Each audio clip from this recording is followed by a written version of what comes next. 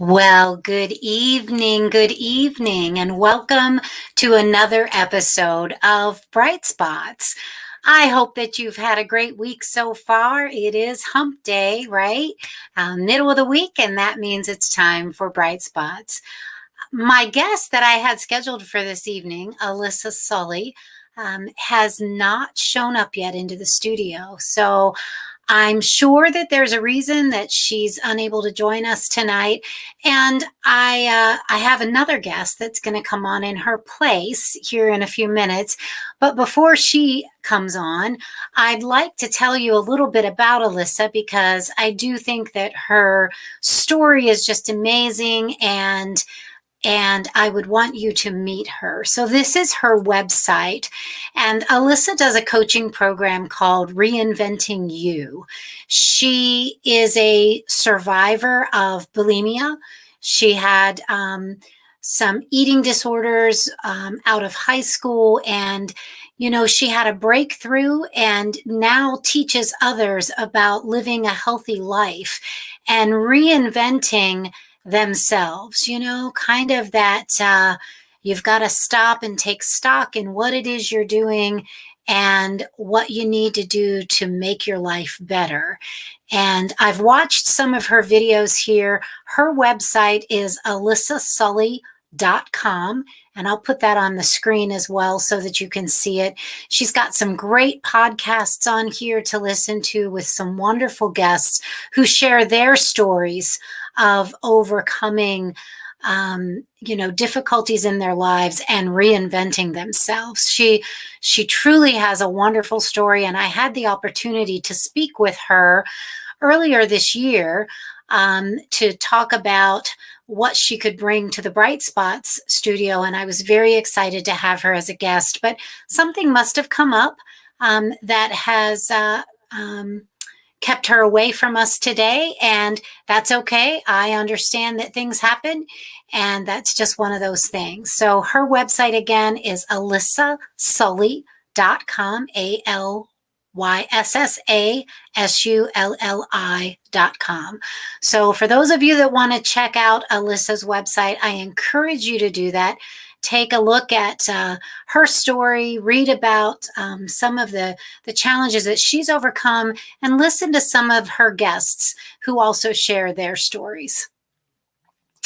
So before I came online, I had a conversation with a young lady from Wheeling who is celebrating her 35th birthday today.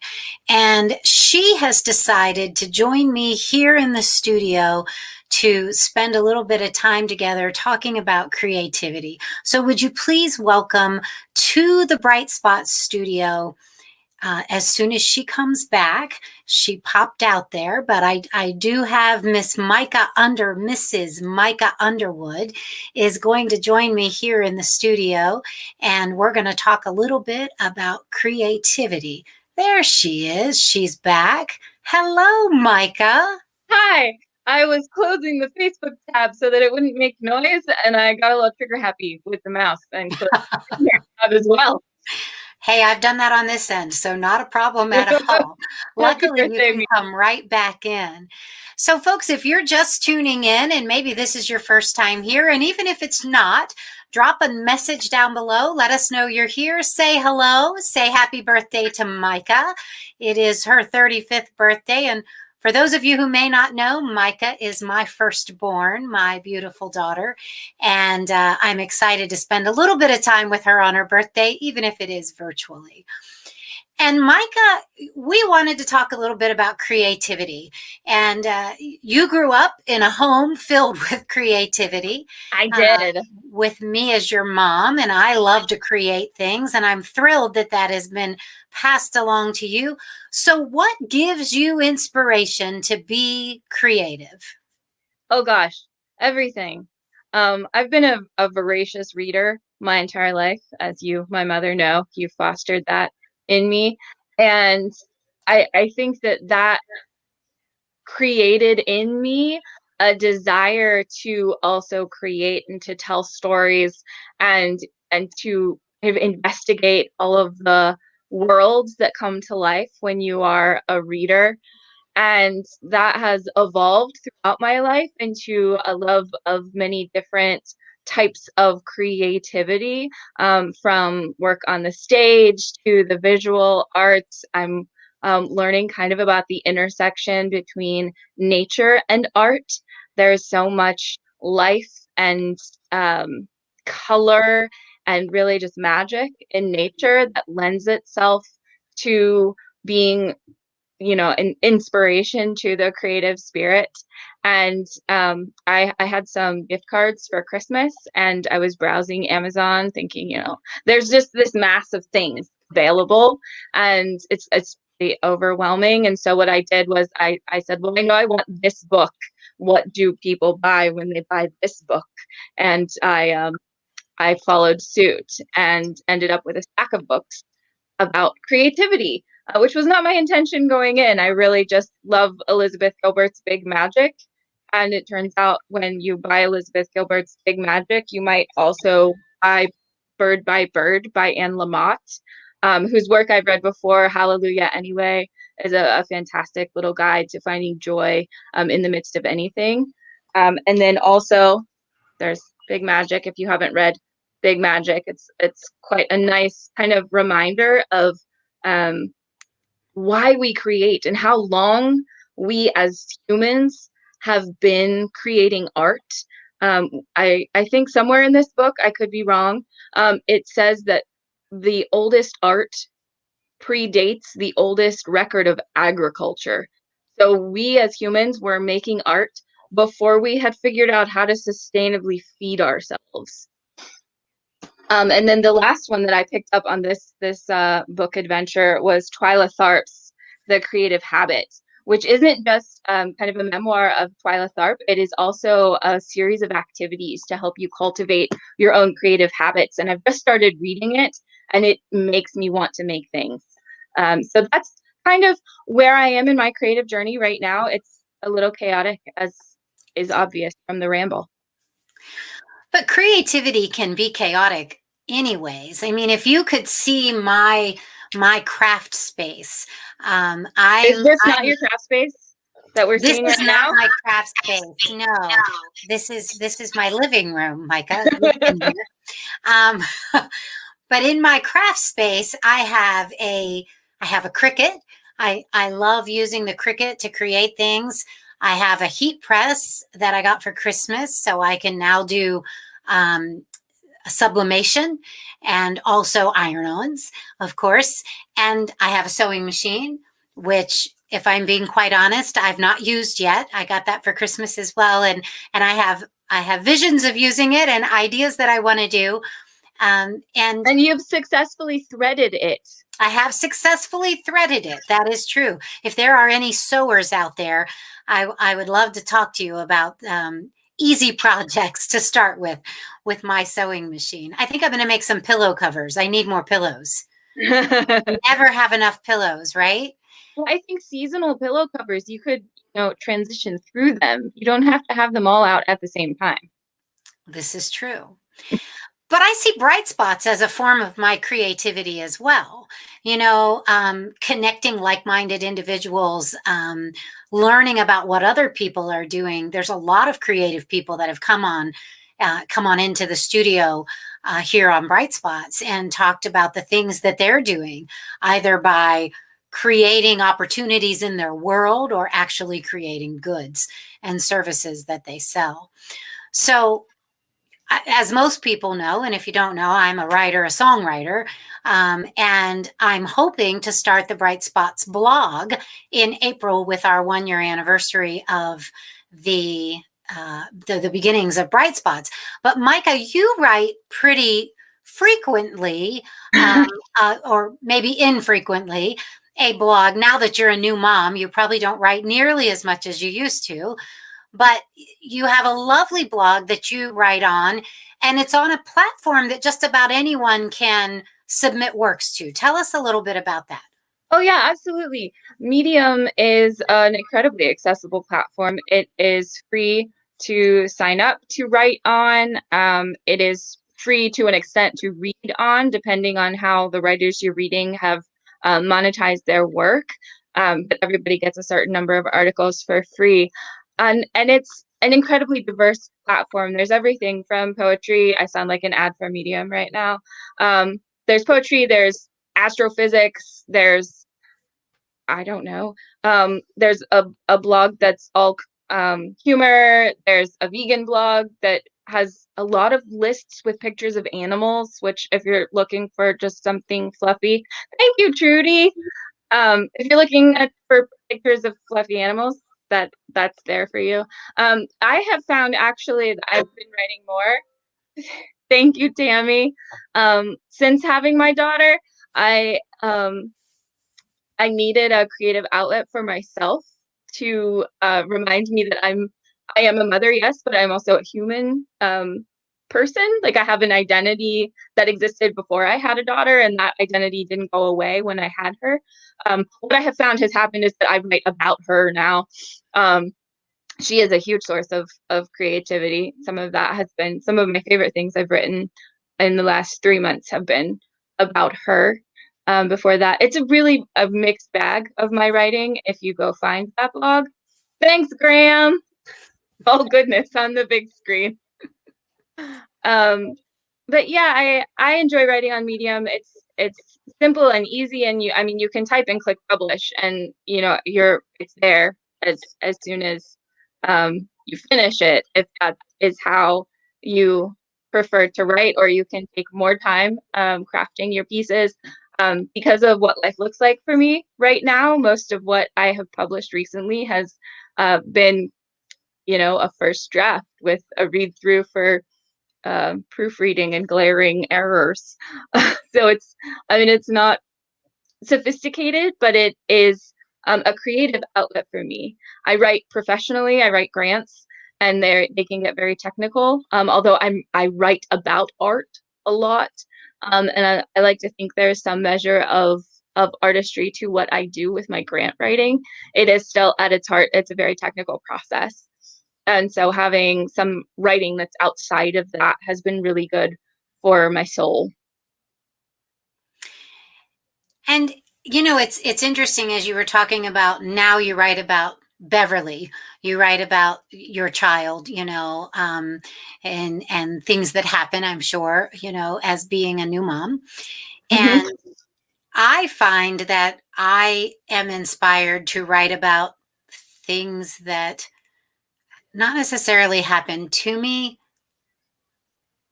but I make happen, if that makes sense, happen because of me. And there's a lot of humor in that, when you think about it. And just recently, I enjoy playing games on my iPad.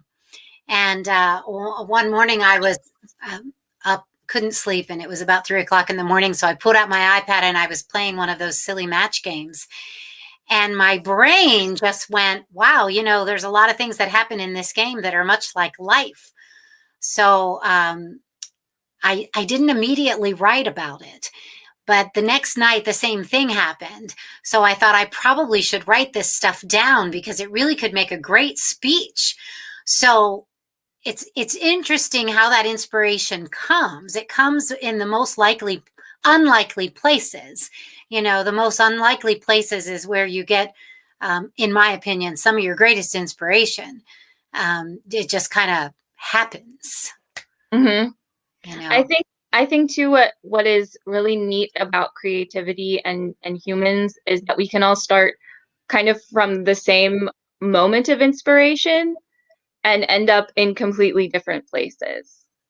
That you looked at your game and it produced all of these ideas for you, and there's someone on the other side of the world playing that game having a completely different experience of it. Right. Yeah, you're right. And that's that artistic expression, right? Yeah. Artistic impression as well. Yeah, So you have some art behind you on the wall. I do. So your husband is an artist as well. And you have friends that are artists who gave you original art. Now, her husband did the pictures of the elephant, the giraffe, and the hippopotamus. And there's a flamingo too, and right? There's a flamingo, yes. And then she had some friends that gave her the original art up behind there as gifts for the baby's room. And that's so cool. I don't think there's anything more precious than getting a handmade artist's gift. And art isn't always writing and painting. You crochet and I knit, do. and Yeah, and that's a creative outlet. I've been crocheting for 25 years now, and a thing that I have found a lot of joy in the last several years as my friends have started getting married and having babies, or having babies and getting married, and is making blankets for them. It's something that I love doing, is giving gifts that you can't buy in a store, and I had no idea kind of the emotional side of getting a gift like that until my husband and I got married.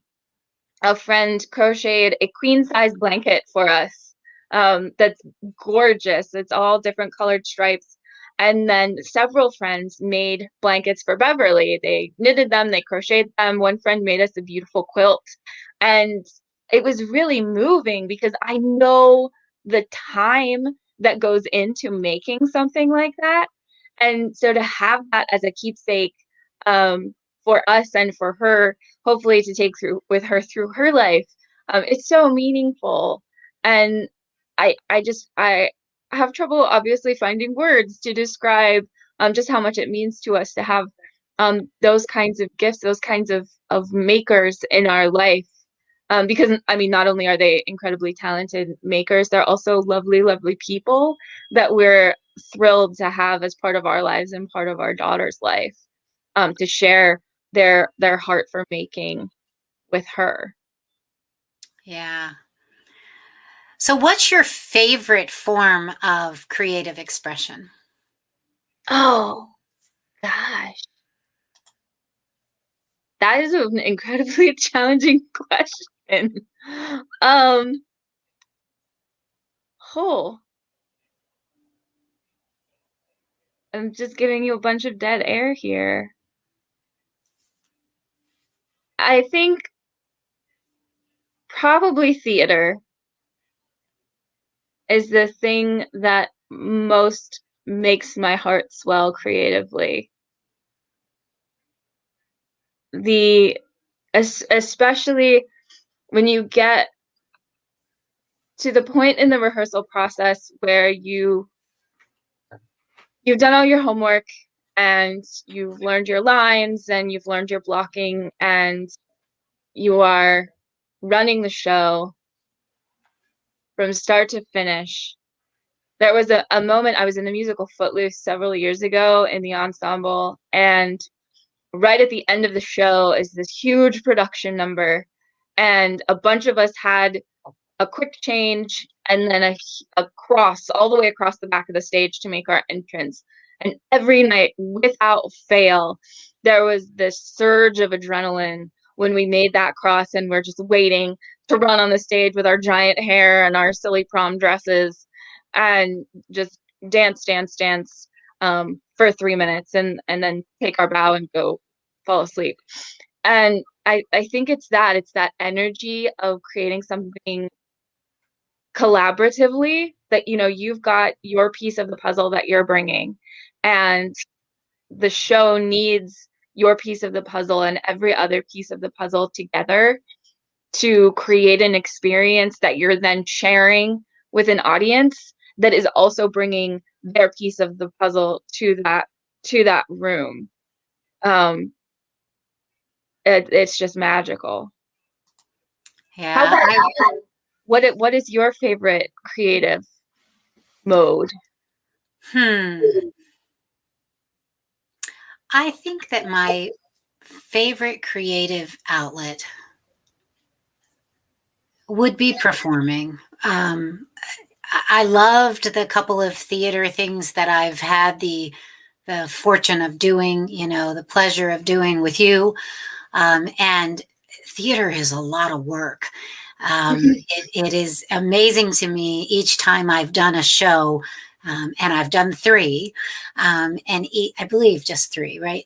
And each time I've done a show, it amazes me the amount of work that goes into um, making that happen, making that magic happen on stage, and it really is something. Um, Being a musician and a singer, um, there's something magical that happens when you connect with an audience, when you can use the creativity to engage the audience with the music that you're sharing. Um, for me, that creative expression is definitely my favorite. Being able to really share that with an audience, almost to a point that you feel like you're doing it one on one, no matter how many people are in the room, no matter how many people are watching. Um, Music has a way that just it transcends communication. Everybody understands music. Um, for me, that's uh, being the vehicle that can bring that to an audience in a creative way, um, and being able to, if you've seen the Honky Tonk Sweethearts, we do a lot of play acting on stage as well. So that's part of that creativeness. Coming up with the choreography or the silliness that we do, and sometimes those impromptu things are the ones that are the most fun. Are the most impactful when you can be spontaneously creative. You know. Mhm. I was listening to the radio today and they were talking about lines in movies that were ad libbed and how some of the most famous lines in movies weren't in the script. They were ad libbed. And the one they talked about was a line from the movie Jaws. And the line was, "That's a big boat." Or "That's a big fish." Or is it we I need don't, a bigger boat? we need a bigger boat. Whatever the line was, you can go look it up online. Something about a boat. Something about a boat or a fish. Um, but that wasn't in the script, but the actor, it was a moment where the creative juices were going and it made sense and it stayed in the movie and it has gone down in history as one of the most famous lines in a movie, even though I can't remember it. And I can honestly say, I don't believe I've ever watched Jaws all the way through. I've never seen Jaws. Um, I did see a really great bathing suit though that was I think the poster that had the shark on it. It was great. Okay. Hi, Dave. Um, yeah, I that moment and where you're really in the zone with your creativity and living, whether it's in a role or in a song or when the writing is really flowing. Um, and then you also have those times where it's really not, right? That's a huge part of the creative process Right. where you're just like sitting and staring at your screen for an hour going, I know there's something, I surely have something to say. And it's just not there in that moment, and finding that discipline to just write something, Right. to just start, so that you're moving, um, rather than just standing still, kind of in fear that it's going to be the wrong thing, or um, I don't know. I had a moment in Cinderella that we did however many years ago, 9, it's been a while, um, where I made my entrance with my scene partner, and we made the same entrance several times in the show, but with different lines. And I completely blanked on what my line was.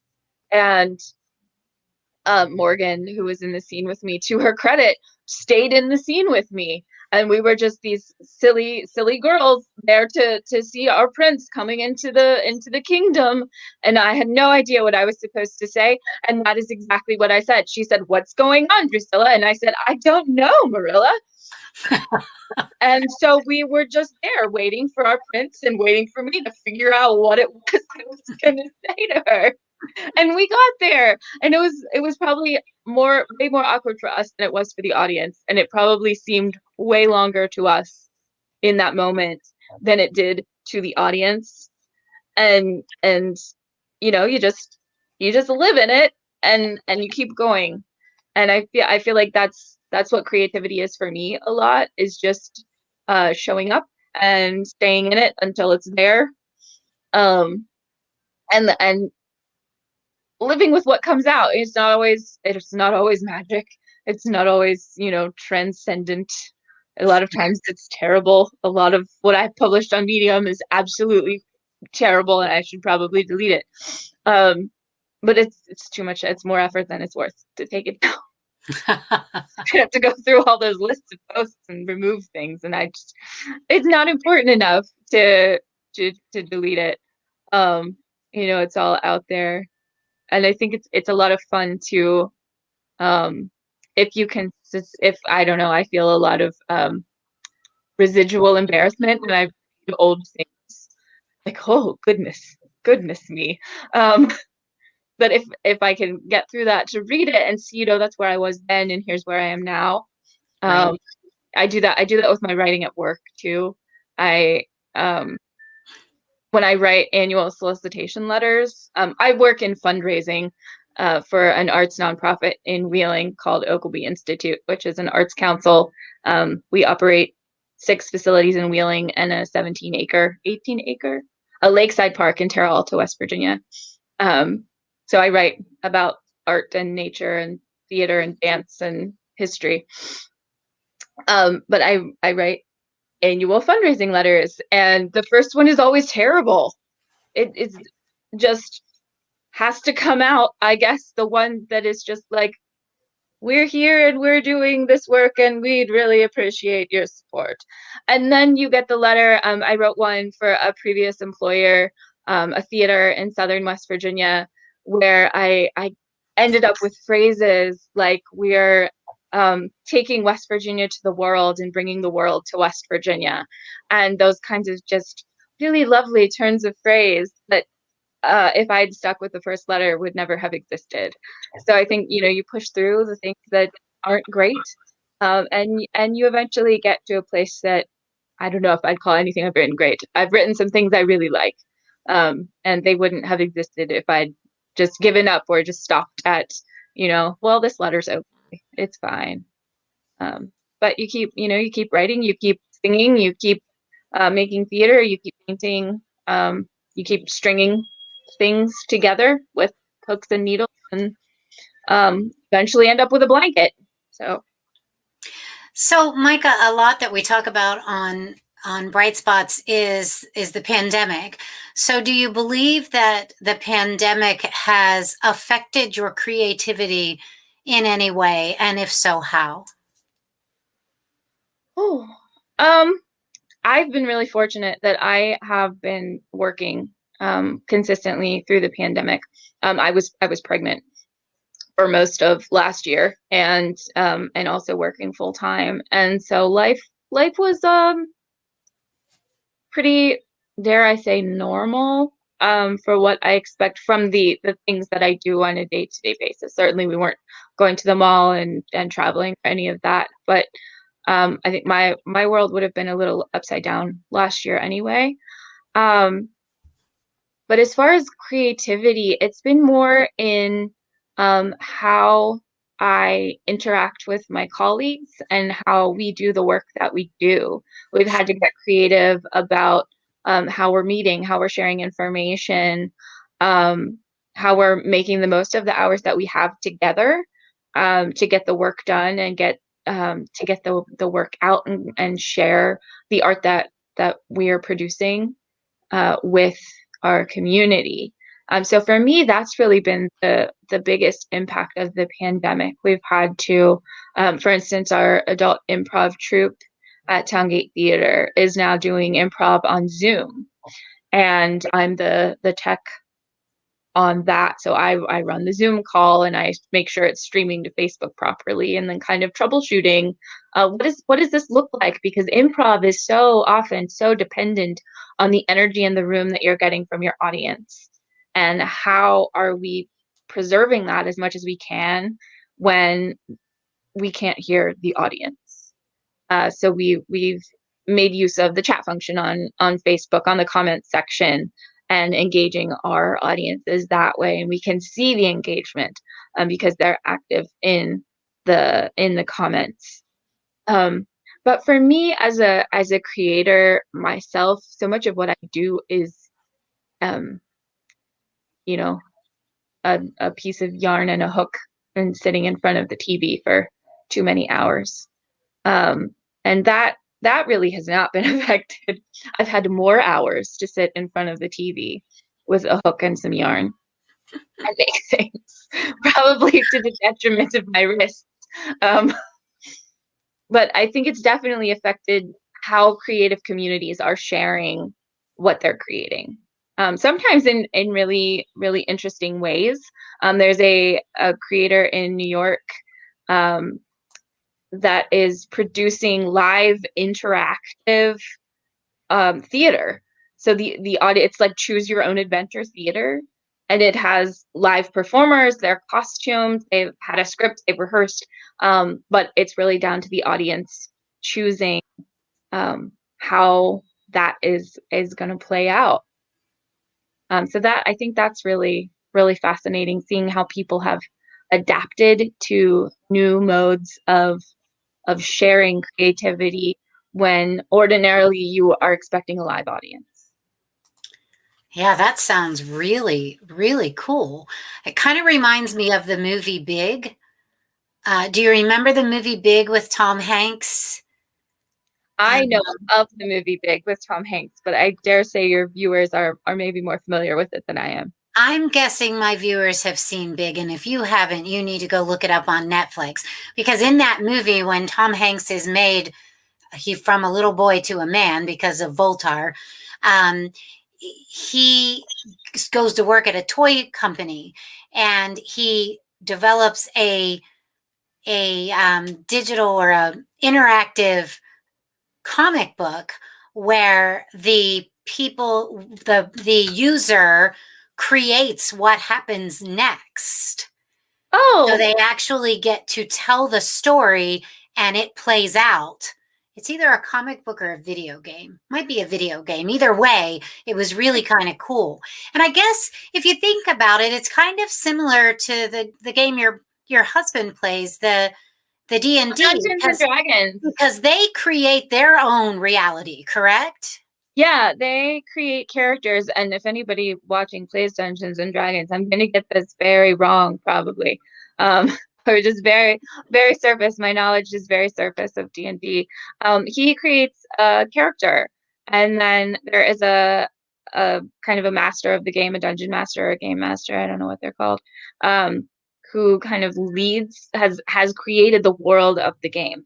And so they'll roll a die, and the number that they roll has an outcome associated with it. But they also make a lot of choices as they go, as to how they want to kind of proceed in this adventure. And it is fascinating to listen to. It is terrifying if you don't know what you're listening to, because they talk about, robbing banks and, I don't know, going to Cuba. We're not going to Cuba right now. No one is traveling right now.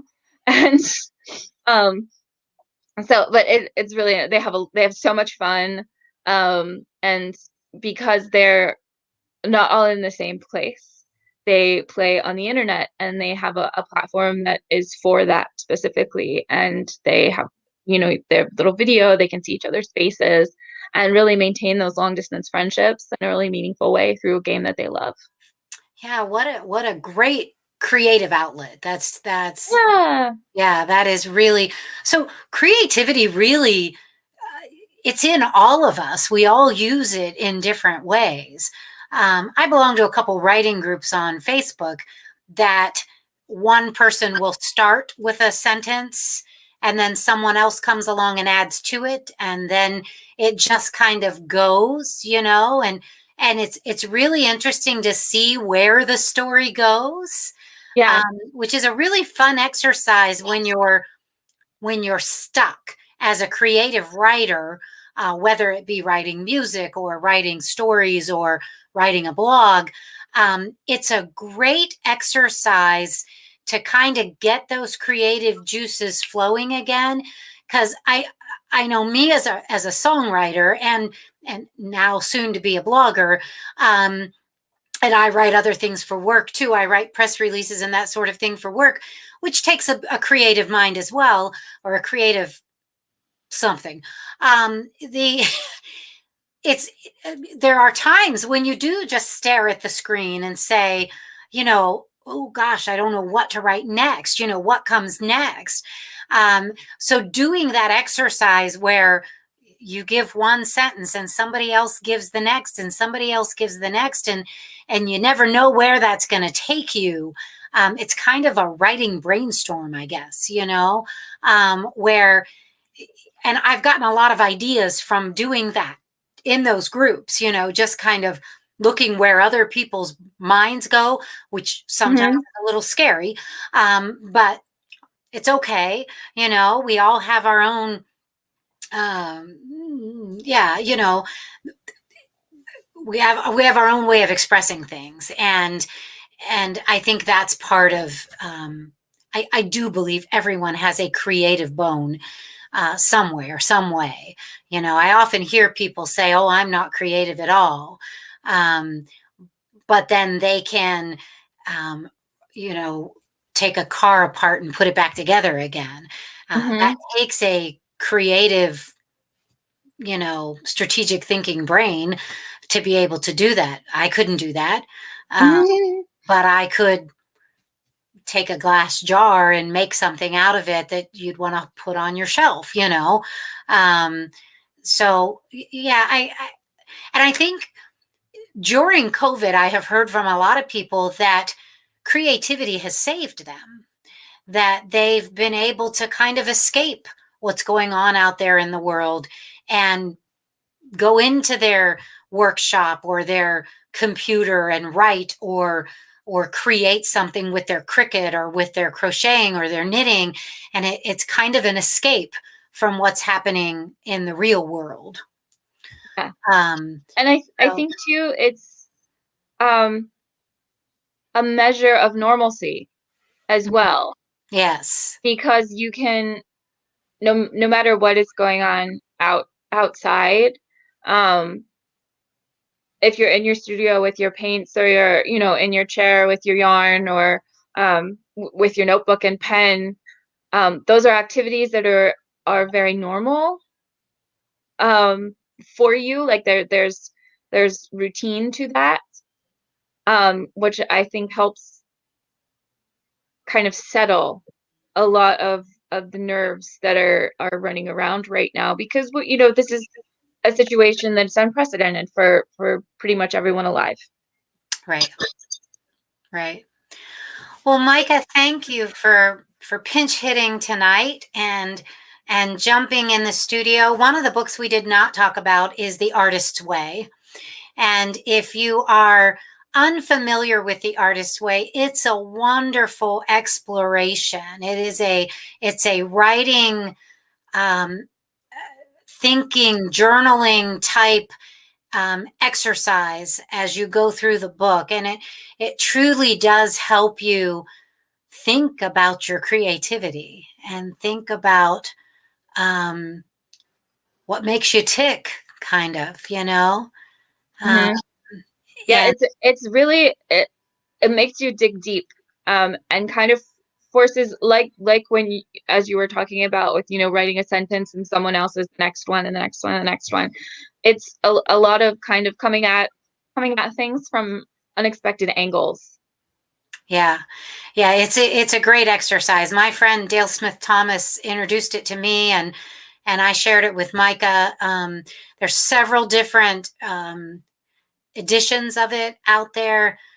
There's even a senior edition if any of you are, in your twilight years, or retiring and looking for what comes next. This is a great book to kind of delve in and figure that out. So It's actually one of those books that you can do more than once. I'm thinking about getting back into it myself and doing it again. So, um, well, again, Micah, it has been a pleasure to have you here in the studio on our Bright Spots show.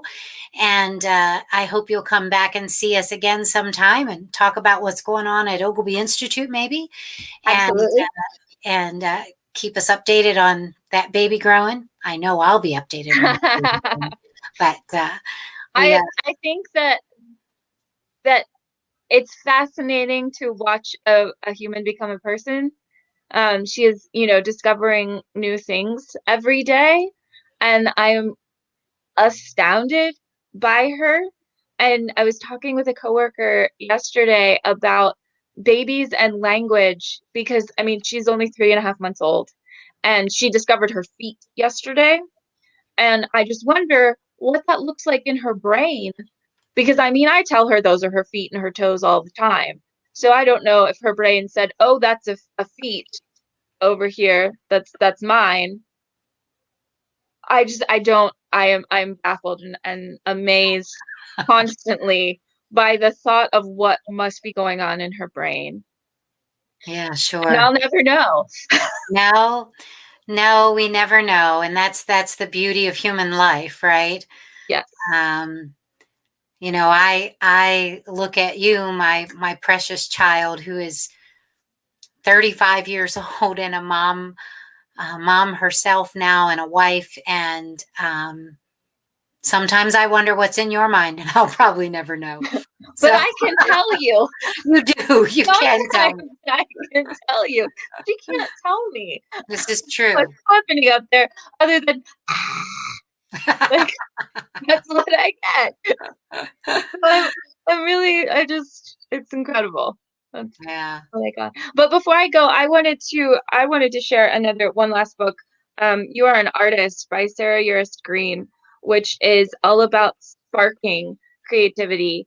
And it's a series of, as the cover says, it's a series of assignments that were inspired by living artists, artists who are alive right now. So it's kind of things based on their work, and it might be walking around as a character, or it might be making a rag rug, or captioning a drawing, and it's all about kind of seeing what your brain does with these prompts. So there's no right or wrong answer. It's just some exploration of your own creative spirit using the media of these couple dozen artists from the 20th and 21st centuries. So definitely, if you're looking for something fun, this is a lot of fun. And also, if you're looking for artists to be inspired by, the Ogilvy Institute Stifle Fine Arts Center is opening an exhibit next Thursday of work by our teaching artists and staff. It's called the Stifle Showcase, and it is open Monday through Saturday, free to the public. And also, the Tamarack Foundation for the Arts has an Emerging Artists Fellowship. And one of the artists in that group that I have really been enjoying is named Nevada Tribble, and you can find her on Instagram. She does a lot of handmade paper and embroidery, and she actually retrofitted her bicycle to power her sewing machine, Wow. which absolutely fascinates me. So if you're looking for some inspiration from artists here in the Ohio Valley, definitely stop by the Stifle and check out Nevada Tribble on Instagram. And all of the Tamarack Foundation for the Arts Emerging Artist Fellows, they're all doing really interesting stuff. Very cool. Well, Micah, thank you again for joining me here tonight for an impromptu discussion on creativity. It was Anytime. awesome, and I loved it. And folks, I hope you've enjoyed the show tonight. I encourage you to come back every week for another episode of Bright Spots. Next week, we have another wonderful guest who's going to teach us about surfing the web and turning it into wealth. So join us next week for another episode of Bright Spots right here, Wednesday at 7 o'clock. God bless you. Have a great week.